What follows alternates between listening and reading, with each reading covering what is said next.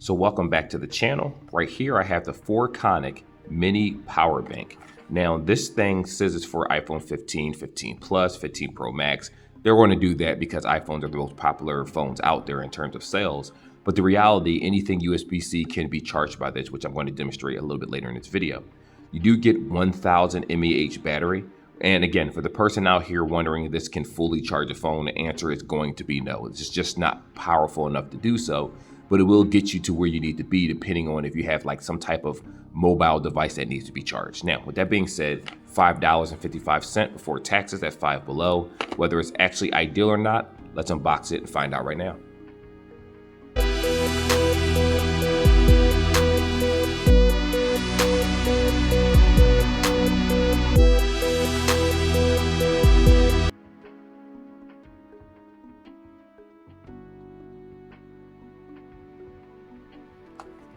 So apparently it has a retractable button. I actually want to see how that is. And of course you can hang this on your keychain if necessary. Personally, I'm not going to do that because I like not having a bunch of stuff hanging from my belt. But this isn't a bad thing to just throw inside of your book bag in case you just need a quick charge for like a USB accessory. So as soon as you take it outside the box, this is the charger right here. We'll take a look at that in a moment with the connector. Here we go. So USB-C is the connector because remember this needs to be charged whenever for the 1000 mAh battery to actually kick in. And of course the charger port is right here. So if this is the front, on the side you'll see the USB-C. Make sure that this does not get wet or caught in the rain because I don't see any type of IP rating whatsoever on that box. So this is just a cheaper accessory with a small battery inside of it. Anyway, any USB-C that you want to use, you can go ahead and do that. You don't have to use the ones that they come with unless you want to. I personally use whatever I like. So if you see this right here and you press this forward, actually it's a little difficult to press forward.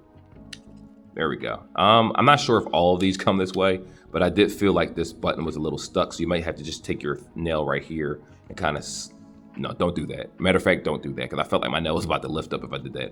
So you just press down and press forward. Just use a little bit of finger grease, a little finger strength, and you should be perfectly fine. Now, I don't think that this is a bad looking concept. It kind of reminds me of a car key. Though I will say that this only being 1000 mAh seems like this is a lot bigger than what it needs to be. I've seen some pretty small power banks that had more energy in this and was roughly this size. But again, $5.55 is what you get. So don't expect too much from the product.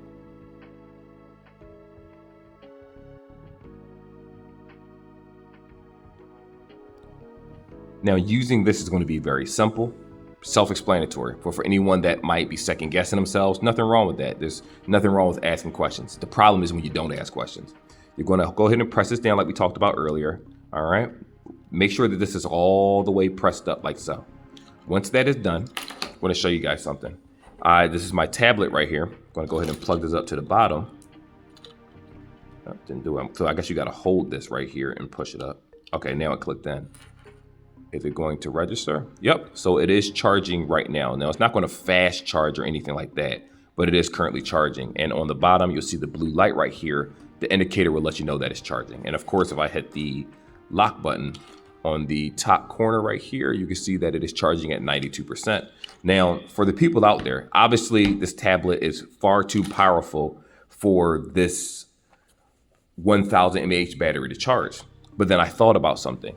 A lot of times we carry USB accessories. It could be a pair of glasses. It could be a headset. Realistically, it's probably going to be a headset.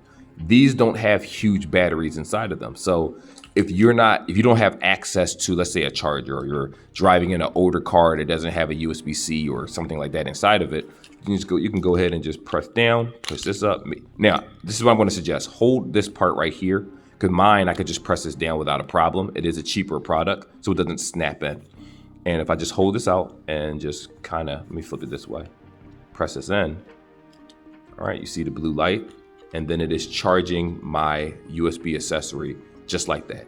Now, I don't know if it's going to fully charge it or not, because it is only a 1000 mAh. And the problem with that is, unfortunately, when you look at a product and it tells you the battery life, all battery lives aren't created equally. An iPhone might last longer than an Android that also has a 5000 millihertz battery, or it might last longer than a particular product. So keep in mind, it's all about optimization with the product. This is only going to charge probably a headset and then die, or give you maybe 10% or so battery charge, 15% depending on the size of your battery, and then you're going to have to put this back on a charger. That's why I say it's better as a keychain, because it's not meant to be a primary charging device, because there are better battery packs out there. But anyway, that is the review. Now, the question is this actually worth the asking price? You know what? I'll make another section just for the sake of it to kind of give you guys a yes or no.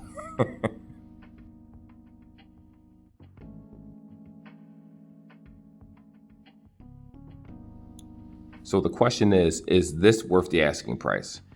To be honest with you, for some people, this is going to be perfectly fine. You just need that quick charge to give your headset like a quick charge to go to work, and then you'll handle it from there. It will come in handy, but here's the problem. The reason why I want to say it's not worth $5.55 is because when it comes to Five Below products, guys, there are better charging accessories at Five Below for the same exact price.